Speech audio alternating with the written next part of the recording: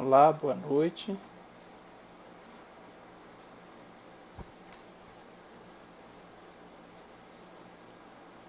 Boa noite, Léo Dias, Carmelita. Gostaria só de um retorno, saber se o áudio está bom, para que a gente possa iniciar nossas atividades. Tá bom o áudio aí, Carmelita?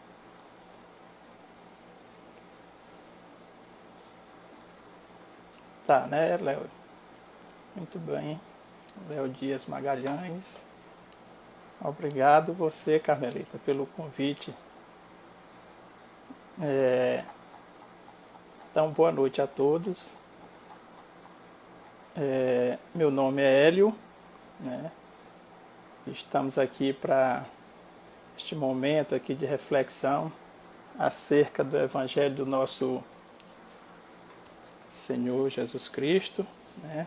Uma reflexão hoje, nesta noite, acerca do Sermão da Montanha e as virtudes, né?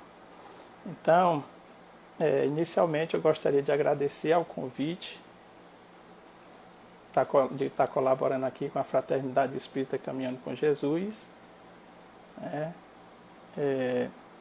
Agradecer em nome da casa, em especial a Carmelita, que me formulou o convite, e está mais uma vez colaborando aqui.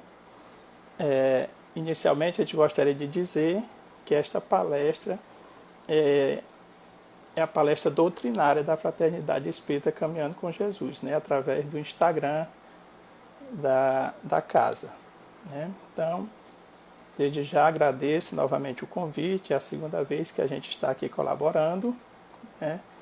Então, como de costume, a gente, antes de iniciar nossas atividades, a gente costuma fazer uma prece para harmonizar o ambiente, né? Para que a gente possa ir entrando já no clima da nossa palestra, né? Então, Carmelita, muito obrigado pelo convite. O prazer é todo nosso de estar colaborando aqui. Esperamos fazer jus ao honroso convite, né? Para quem não me conhece, eu sou trabalhador também aqui da casa, aqui da Zona Norte, o Centro Espírita Paulo de Tarso. Temos aqui o nosso amigo também presente, o Igor, né, que também participa de lá.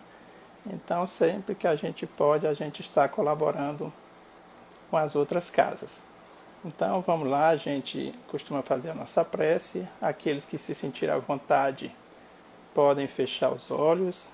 Não é nenhum ritual, é apenas uma forma para ajudar na concentração. Aqueles que acharem que se concentram sem precisar fechar os olhos, fiquem à vontade. Então, vamos lá.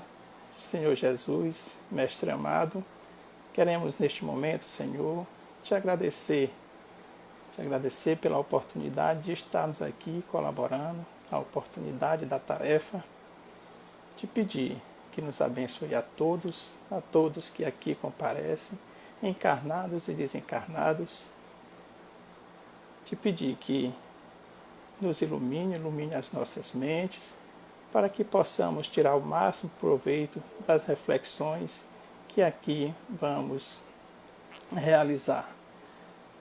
Queremos te pedir, Senhor, em especial, que abençoe todas aquelas famílias que passam por momentos de dificuldade, em especial em relação a problemas de saúde. Então, abençoe a todos. E assim, Senhor, te agradecemos e pedimos assim a tua permissão para iniciar a tarefa da noite de hoje. Que assim seja, graças a Deus. Então, boa noite para aqueles que chegaram depois que a gente já tinha iniciado, né? Mas nós não começamos ainda a tratar do assunto, apenas os agradecimentos iniciais, fizemos a nossa prece, né? E o que vamos falar hoje? Nós vamos falar sobre o Sermão da Montanha, né, e as virtudes que ali estão presentes. Devo dizer que esse é um assunto, é um tema que me atrai bastante. Assim, toda a mensagem do Cristo é belíssima, né? Mas tem sempre, né, algumas passagens na mensagem de Cristo que com quem nós nos identificamos mais. E o Sermão da Montanha também é uma parte que sempre me chamou muita atenção, né? Muito rica de informações. Então,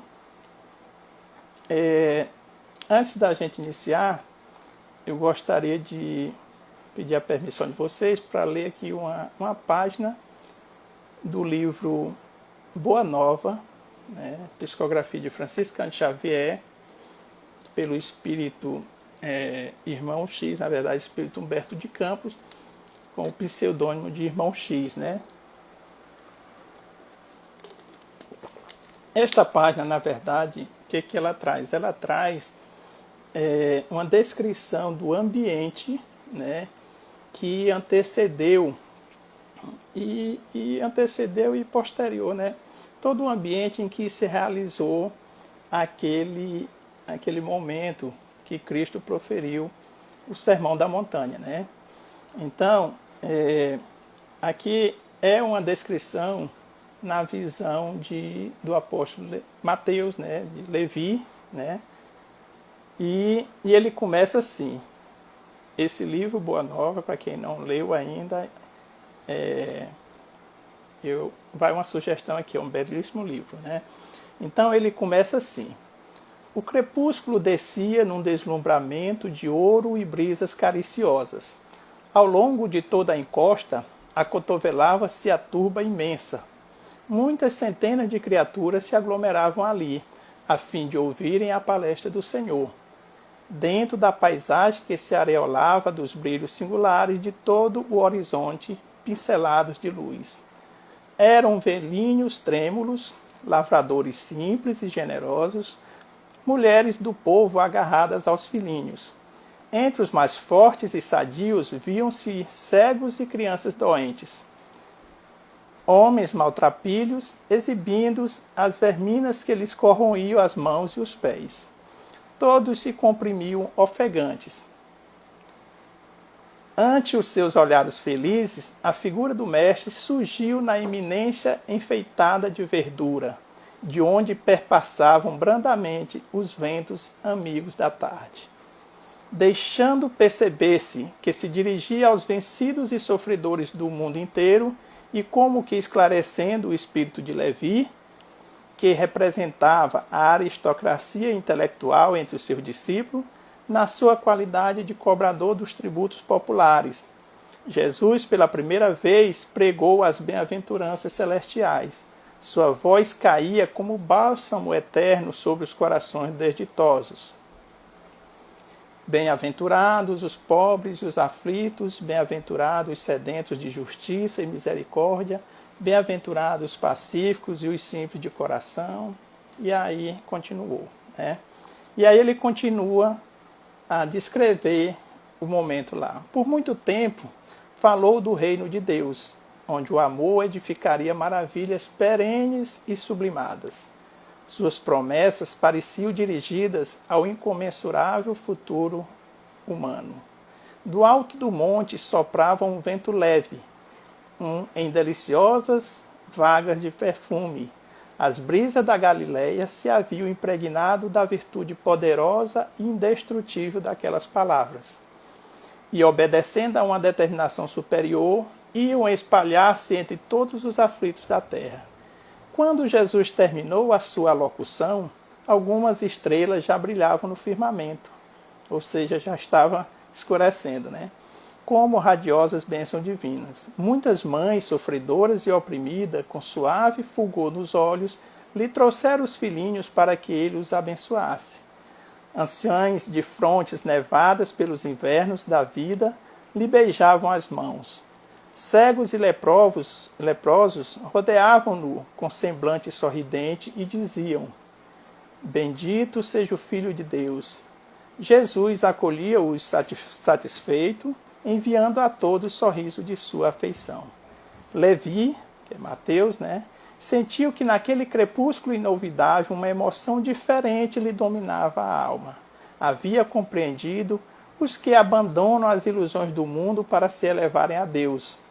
Observando as filas dos humildes populares que se retiravam, tomados de imenso conforto, o discípulo percebeu que os pobres amigos que o visitaram à tarde desciam o monte, abraçados com uma expressão de grande ventura, como se os animasse um júbilo sem limite.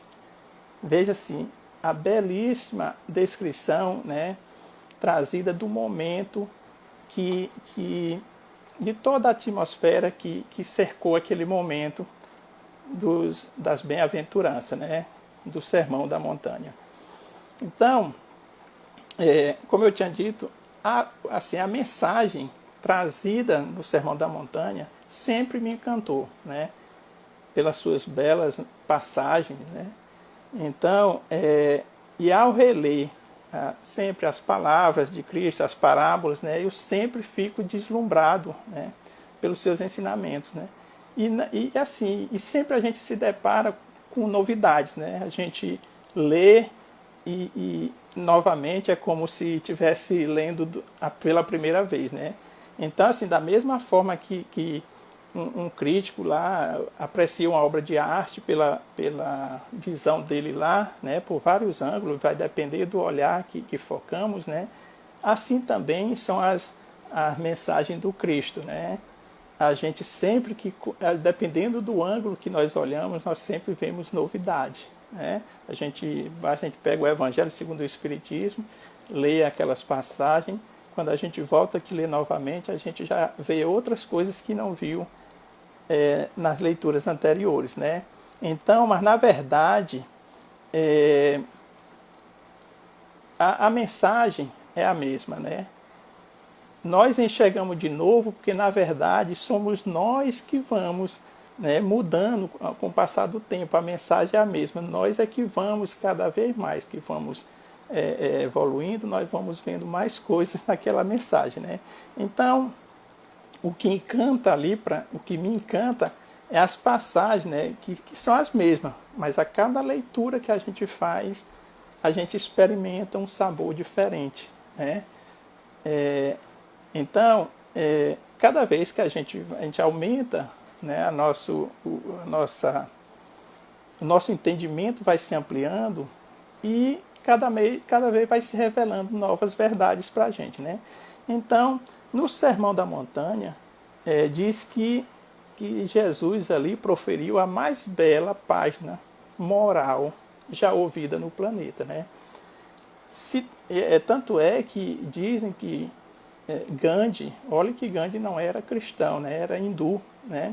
Mas diz que Gandhi falou que se todos os livros, né, da humanidade, se eles se perdessem, né, se perecessem todos esses livros, mas se salvassem o Sermão da Montanha, ele diz que nada estaria perdido, ou seja, pela grandiosidade dessa mensagem que Cristo nos deixou, né? E a gente sabe que Jesus falou para os judeus, né? Na época lá, os que seguiam eram os judeus, né? Na sua época. Mas essa mensagem, ela tem, durante todos esses anos, né? Há milênios, né? Mais de 1000 anos, e mais de 2000 anos, e a mensagem continua aí, cheia de desafio para a nossa compreensão, né? Por quê? Porque ela traz um certo conflito quando a gente vai ler. Por quê? Porque Cristo nos propõe mansidão quando nós vivemos num mundo de tribulações, né? Ele propõe paz, né, no meio de nossas guerras, né? Ele propõe o que? A simplicidade, a humildade, onde a proposta humana hoje continua sendo ser o sucesso, enquanto ele prega a humildade, a simplicidade, né? Então ele indica o que? A limpeza de coração, das atitudes pacificadoras, né? Onde hoje a mensagem que está aí é de malícia, de esperteza, é a destruição. Então, assim, e aí se pergunta que tipo de ser humano era aquele lá que É o Cristo que propôs uma nova ordem social, né? Uma nova ordem de comportamento, né? E até hoje não entendemos, né? Ainda estamos em busca da compreensão da sua mensagem.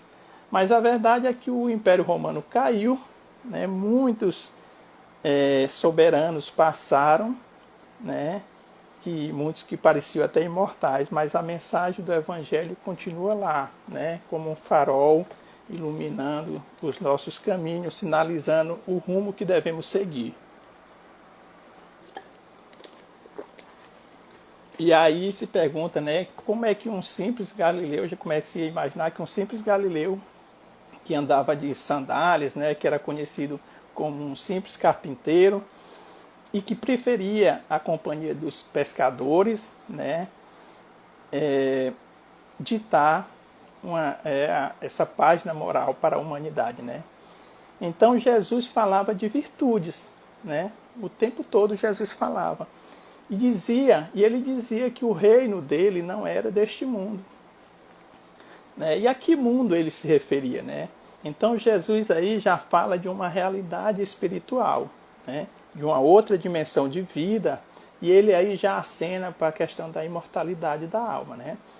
Mas ele também vai falar de um mundo, de um comportamento comum, né? E do mundo do seu reino, onde o que vai importar são as virtudes, né? As virtudes que ele ensinou ali, né? Onde as pessoas começam a se diferenciar pelas atitudes e pelos sentimentos, né? Então, a gente vai compreender que não é necessário a gente ir para nenhum outro planeta, né, do sistema, para entender a mensagem dele, né? O Igor está dizendo aqui, o Sermão do Monte foi onde resumiu a doutrina de amor, é verdade. Então, o que ele dizia? Bastaria a gente amar os inimigos, né? Fazer o bem aos que nos odeiam, né? E orar pelos que nos perseguem, né? Então, com certeza, essa prática só é possível de ser executada no nosso mundo, né? No nosso mundo mesmo, né? Porque aqui é que há os inimigos, há o ódio, há a perseguição, então aqui é o mundo propício para isso, né? Então ele vai falar de um novo comportamento para esse mundo e vai indicar que isso terá consequências para a sociedade, né? Para uma vida futura, né? Então, da primeira até a última das bem-aventuranças, Cristo traça como se fosse um caminho a ser percorrido, né? Todas as principais virtudes, né, necessárias à plenitude do homem são apresentadas ali de forma poética e metafórica, né? Então, assim, a finalidade desse nosso encontro aqui é refletir sobre algumas das virtudes presentes, né? Ali Jesus enaltece em cada uma de suas bem-aventuranças, né? Quero dizer assim, que nosso tempo não vai ser possível a gente aprofundar muito, porque cada bem-aventurança dessa é tão profunda que daria para a gente fazer uma palestra só sobre cada bem-aventurança. Tanto é que no próprio livro no Evangelho segundo o Espiritismo, né, Kardec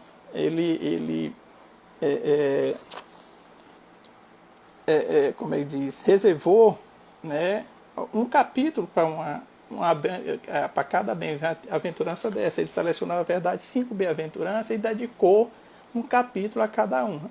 Então, assim, nós vamos aqui dar uma pincelada aqui, mais ou menos, destacar dentro de cada bem-aventurança dessa algumas virtudes que estão presentes aí.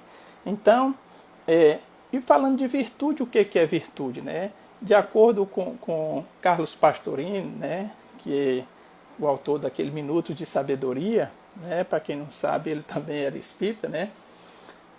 Ele escreveu num livro Sabedoria do Evangelho, ele explicou o que seria virtude, né? Ele disse que virtude vem do latim virtus, que por sua vez deriva de vir, que é o homem, varão, o elemento forte, né? E que vem de vis, que é a força, né? Então, a virtude é a qualidade de quem tem força, sobretudo moral, essa força, né? Então, sobre esse conceito de virtude, a gente, sobre esse conceito, a gente já vê que a virtude não é a qualidade de quem já é bom, né? Mas de quem está se esforçando para ser bom. Por exemplo, um instrumentista, quando se fala que um instrumentista é virtuoso, né, um excelente instrumentista, ele se tornou virtuoso, ele já não nasceu virtuoso, né? Então, assim, na verdade, de respeito ao indivíduo que chegou a um objetivo, né, depois de traçar um longo caminho. Então, a virtude tem relação a isso, não é uma coisa já pronta, é uma coisa que você vai construindo ao longo do tempo, né? Então você vai aprontando ela. Então a questão da virtude serve para todos nós, né? E em busca dessas virtudes, né? Então Aristóteles, lá os filósofos já falavam, por exemplo, na questão da virtude, uma disposição adquirida de fazer o bem, né?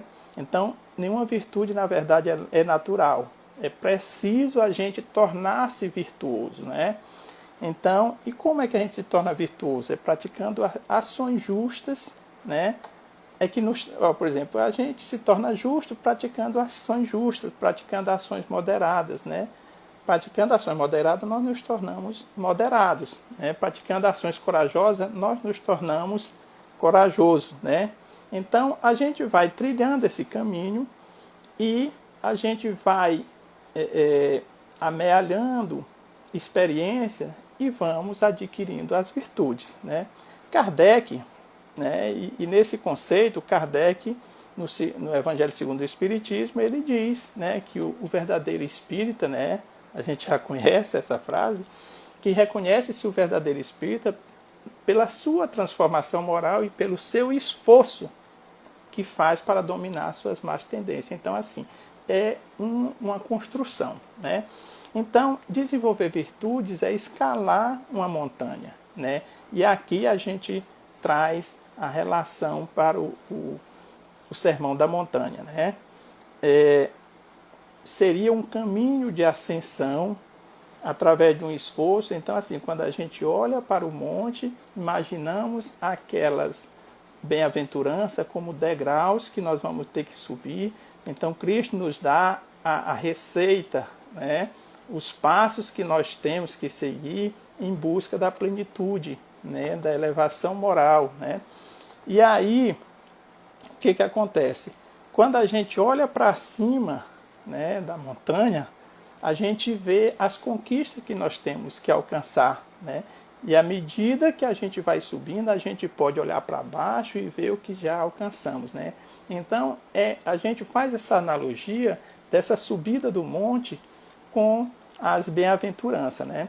E eu vou usar aqui a tradução do Novo Testamento, feito pelo Haroldo Dutra Dias, que nós temos na Federação Espírita Brasileira, a tradução do Novo Testamento, que ele traz as bem-aventuranças da seguinte forma, né? Encontrado no Evangelho de São Mateus, capítulo 5, versículo de 3 a 11. E ele começa assim: bem-aventurados os pobres em espíritos, porque deles é o reino dos céus. Bem-aventurados os aflitos, porque eles serão consolados. Bem-aventurados os mansos, porque eles herdarão a terra. Bem-aventurados que têm fome e sede de justiça, porque eles serão saciados. Bem-aventurados os limpos de coração, porque eles verão a Deus. Bem-aventurados os pacificadores, porque eles serão chamados filhos de Deus. Bem-aventurados os perseguidos por causa da justiça, porque deles é o reino dos céus. Então, nós encontramos aqui 8 bem-aventuranças, né? E a gente resume como se fosse 8 passos na caminhada evolutiva do espírito, né? Rumo à sua evolução, à sua plenitude, né? Então, 8 passos para a sua evolução, né? E começamos pela primeira bem-aventurança: bem-aventurados os pobres de espírito. E aqui a gente tem a primeira virtude trabalhada, que é a virtude da humildade, né? O que é a humildade? A humildade, segundo o dicionário Aurélio, é a virtude que nos dá o sentimento da nossa fraqueza, né? Ele também traz como segundo significado modéstia. A virtude da humildade seria a submissão. Então, assim, no senso comum, a humildade ela é entendida mais como uma característica de submissão, né? Às vezes as pessoas veem a pessoa humilde, mas é porque a pessoa é muito submisso, né? Se coloca sempre abaixo dos outros, né? No entanto, numa visão mais espiritualizada, a gente vai ver o seguinte, que a humildade ela tem origem em humus, né? Do latim humus. E o que é isso? Quer dizer, o humo na verdade, humus vem da base, vem da terra, o início de tudo, ou seja, nós viemos do pó e ao pó vamos retornar, né? Então, seria a natureza mais básica de quem nasce na terra, né? Então, seria a humildade. Se todos encarnados nascemos humus, portanto, necessitamos ser humilde, né? Não sendo assim, né, a gente vai estar desconectados, né? Então, a primeira da virtude é a humildade. Nada se inicia senão pela humildade, né? A gente vai ver que ela vai estar presente em todas as outras, né? Por isso é que ela é a primeira das virtudes, né? Como na subida da montanha, né, para que a gente possa alcançar as alturas, é preciso a gente chegar à base da montanha, né, ao pé do monte, né? Ou seja, a base do humus. Então começa-se do chão, né, que é a terra, o humus é a terra, né? Somente depois se alcança as alturas, já se alcançar o topo do monte, né? Então, se a gente tomar como referência essa figura da escalada de uma montanha, por analogia a gente pode comparar como uma viagem interior, né? O início na base do monte indica o começo de tudo, né? E essa escalada, com o necessário esforço, né, na subida, vai indicando o avanço que a gente vai tendo, né? Que é indispensável para que a gente possa alcançar a altura, que é o topo do monte. E a gente chegando no topo do monte, que é na última bem-aventurança, que é o ponto de chegada, de lá a gente tem uma visão mais ampla de todo o percurso que nós fizemos. Quando a gente está embaixo, a nossa visão é muito limitada, né? A gente só vê aquilo que está no nosso nível de visão, né? Então, na base, a nossa visão é muito limitada. Lá de cima, a gente tem a visão completa. Inclusive, a gente pode ver toda a nossa trajetória percorrida, né? Então, a evolução espiritual, ela tem essa dinâmica, né? Então, moralmente, nós avançamos na medida que vencemos, né, pelos nossos esforços, né, o monte da dificuldade, né, o monte dos desafios, né? Então, não há como a gente avançar sem esse esforço, né? Então, tudo se começa com a humildade. Sem ela, nada se inicia, nenhuma caminhada, né, se inicia sem essa humildade. E para isso é importante, né, que a gente conheça a nós mesmos, para que a gente possa começar que a humildade ela nos convida a gente fazer uma viagem interior, né? E aí, levando lá para os filósofos, Sócrates já dizia: conhece-te a ti mesmo, né? Então, mas para a gente conhecer nós mesmos, nós precisamos ser humilde, né? Olhar para dentro de nós mesmos e perceber o que a gente tem de bom e de negativo, né? Reconhecer as nossas qualidades boas é muito fácil, né? Agora, reconhecer as nossas fraquezas é preciso ter muita coragem, né? Então, é preciso a gente ter humildade para a gente fazer essa viagem interior, né? Então, a gente vai se encontrar, por exemplo, com o orgulho, com a vaidade, que vai de encontro, vai confrontar com a humildade, né? Por isso é que por exemplo, a gente vê no ser humano, né, que as pessoas precisam ter humildade para começar a melhorar, né? O que acontece? Quando o ser humano, quando ele se apresenta, veja só, quando ele se apresenta dizendo que é uma pessoa humilde, né? A pessoa vai dizer, não, eu sou profissional da área tal, me considero uma pessoa humilde, por aí só você já está mostrando que não é humilde, porque a humildade ela não se anuncia, né? Qualquer apresentação em que você inclui a humildade, ela já é inadequada, né? Então, a pessoa que diz, eu sou fulano de tal, né, exerço tal profissão e sou humilde, na verdade, ele já está dizendo, porque a humildade, ela não faz propaganda, né? Então, a pessoa que já diz que é humilde, ela já se contradiz, né? Então, o que acontece? Muitas vezes essa humildade, ela vem travestida de vaidade, de orgulho, né? A vaidade, ela pode estar ali na aparência, né? Então, tem que ter muito cuidado, né? Cuidado com a vaidade intelectual, né? Que, na verdade, vai demonstrar um atraso, né? Uma insegurança naquilo ali, né? Então, o que a gente pode ver? Que quando Cristo fala pobres em espírito, ele está se referindo aos humildes, né? Referindo-se às pessoas que normalmente têm menos valor social em nosso ambiente comum. Então, Haroldo Dutra Dias vem dizer belíssimamente, eu vi numa palestra dele, que ele dizia assim como o pobre materialmente necessita dos recursos materiais, o pobre em espírito ele necessita das riquezas espirituais, né?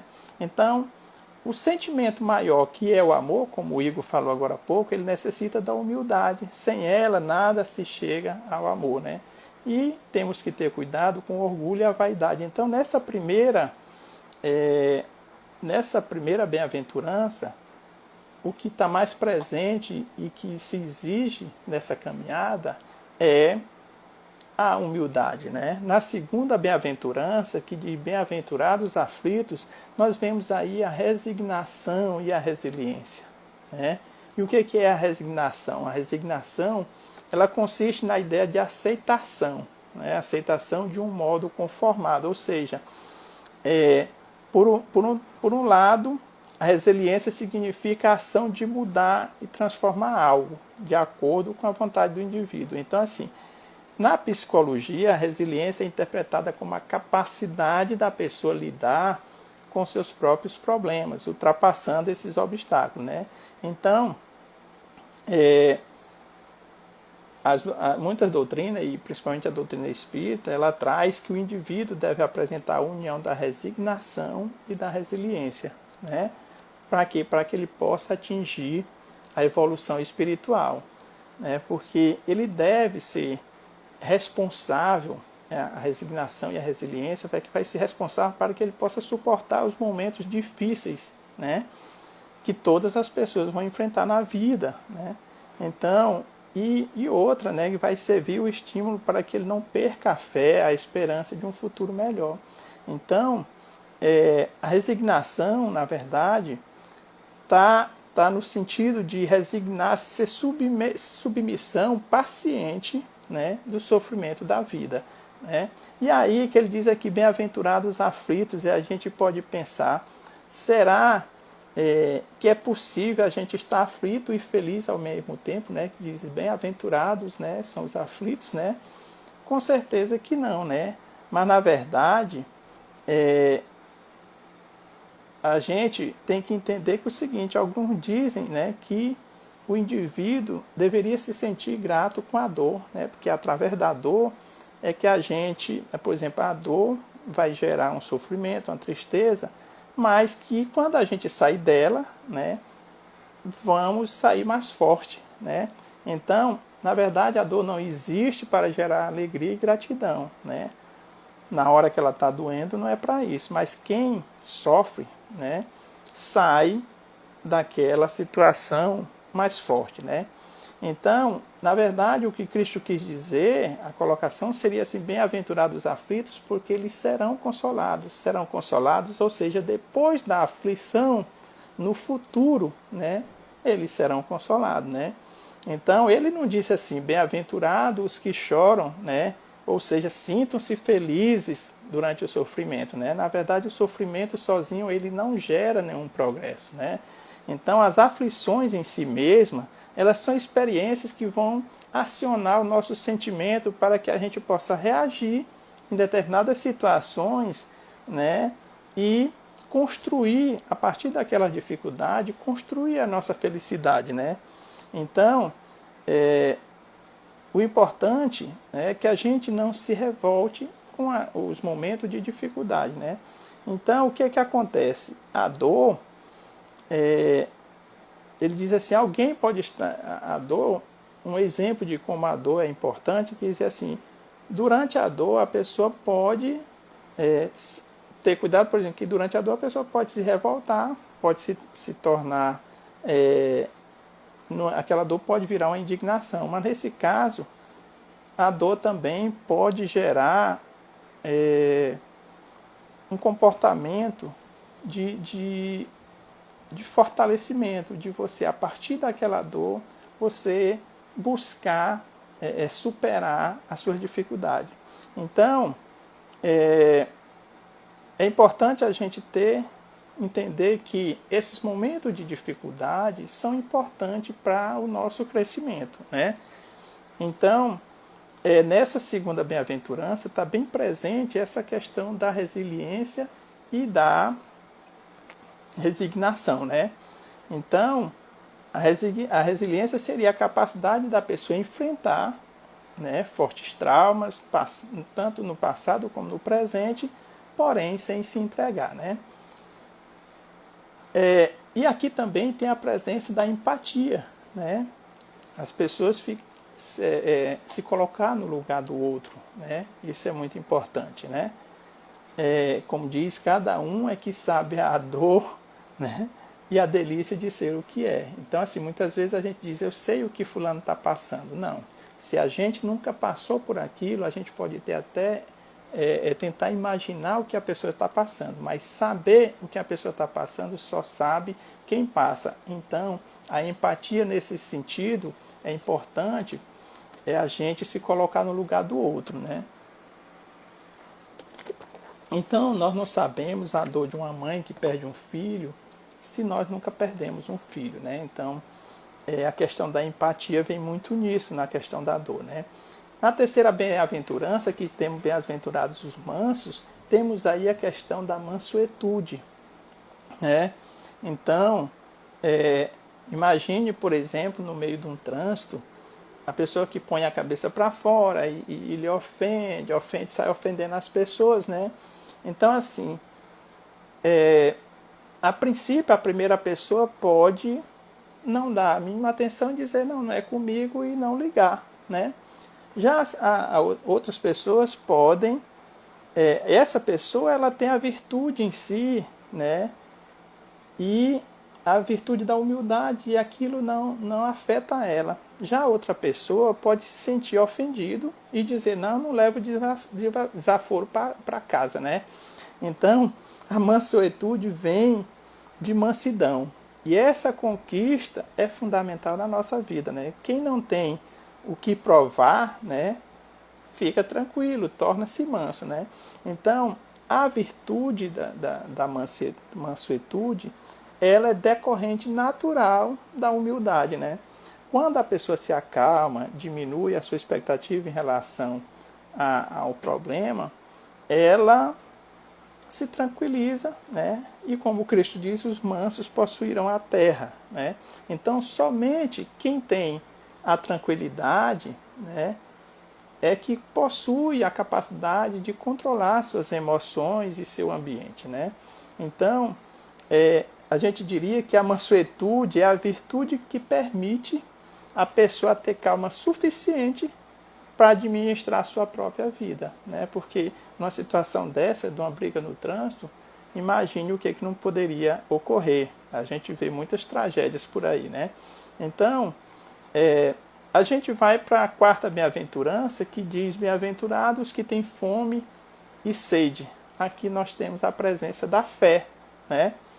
Que nos 3 primeiros passos da sua bem-aventurança, Jesus já revela 3 virtudes do caráter, né? Que são, ele traz a justiça divina, né? Já para a realidade do plano físico, né? Ele diz o quê?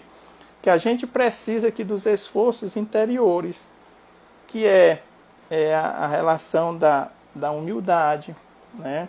A gente vai precisar da humildade, que é a virtude que vai dimensionar, né, o nosso real tamanho. Nós vamos precisar da resignação, que vai fazer nos aceitar sabiamente. Vamos precisar da mansuetude, né, que vai nos afastar das revoltas, né? Então, e esse quarto passo surge a fé, né? Que aqui ele já traz o ingrediente espiritual, né? Que até então os outros é muito relacionado a nós, e agora a gente já parte para a seguinte situação de que somente a gente não resolve, a gente tem algo fora da gente, né? Então, já nos traz a virtude da espiritualidade, a fé, né? Então, aqui na quarta bem-aventurança, ele já traz a questão da fé, a ligação com a espiritualidade, né? Então, ele já começa a externar. Na quinta bem-aventurança, né, ele já vai trazer bem-aventurados misericordiosos, que vai falar do perdão, né? E o perdão, é importante a gente dizer, ele vai dizer o seguinte, que o perdão, a gente diferenciar o perdão do esquecimento. As pessoas podem, mas para me perdoar significa dizer que eu esqueci? Perdoar é esquecer?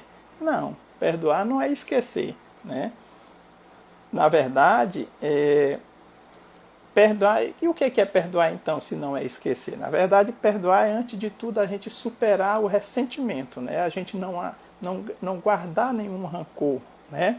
Então, a falta do perdão está na memória, não está na memória, na verdade, e sim no sentimento, né? Na mágoa que permanece, né? Então, é preciso que a gente extinga essa mágoa, né? A gente não guarde essa mágoa, porque vai adoecer. Daí as doenças psicossomáticas não são nada mais do que o acúmulo de sentimentos, né, guardados, né? Os sentimentos que nós não conseguimos processar, os perdões que nós não conseguimos, né, tratar isso, né? Então, o que acontece? O ressentimento permanece e vai produzir males no nosso organismo, né?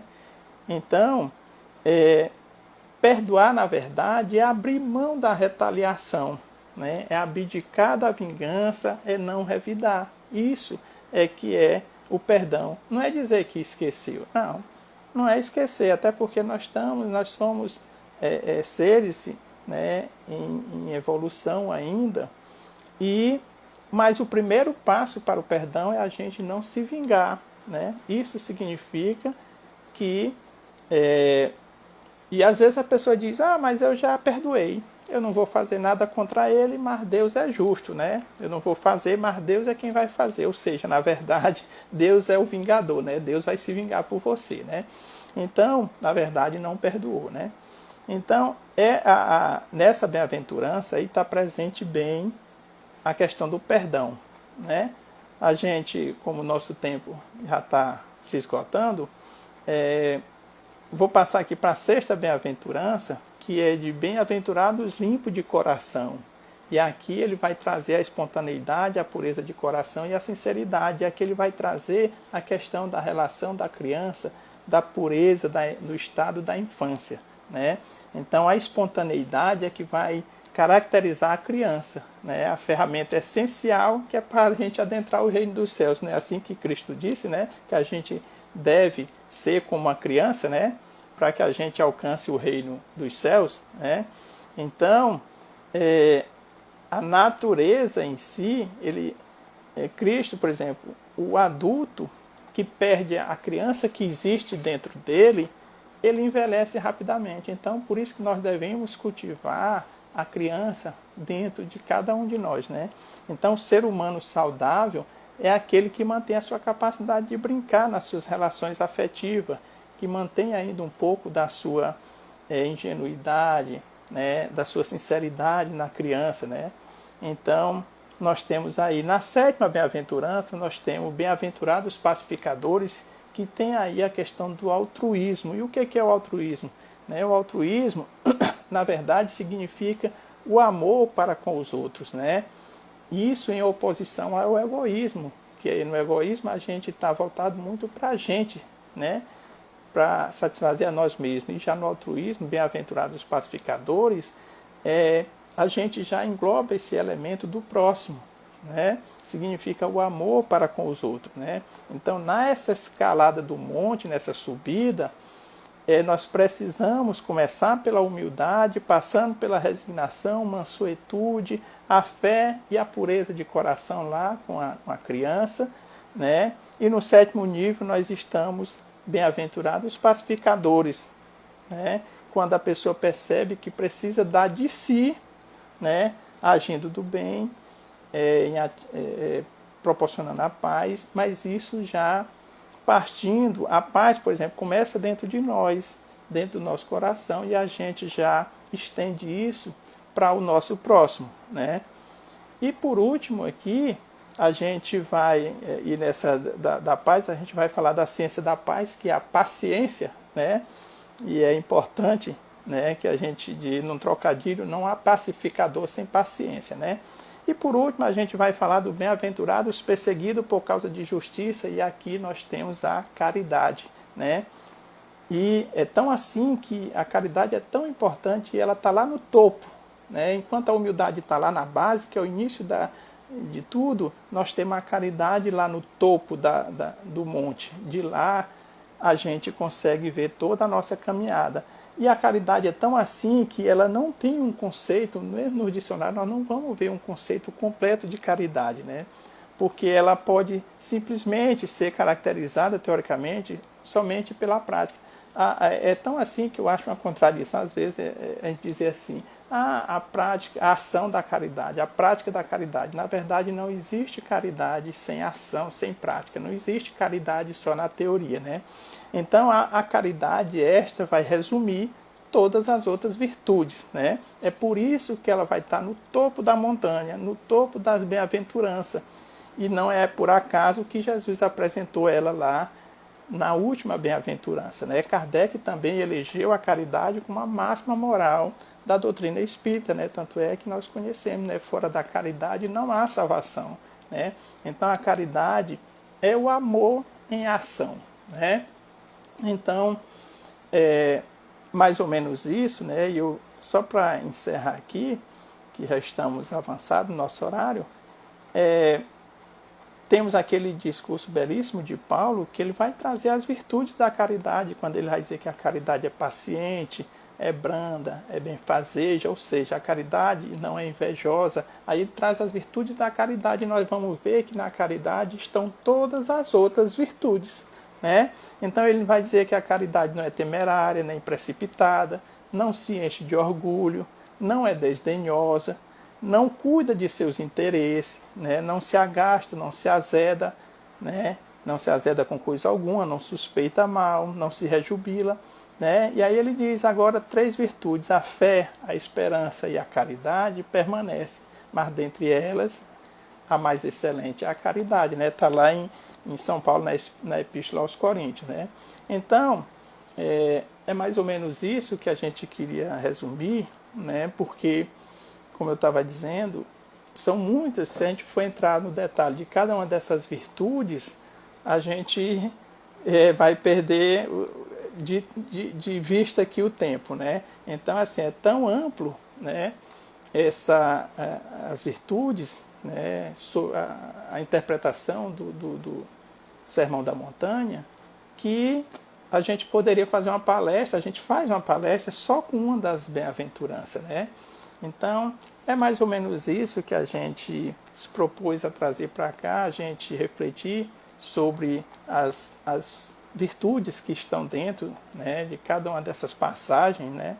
E, resumindo, a gente tem que a maior das virtudes humanas é a caridade, né? Ou seja, ela se preenche de todas as outras, né?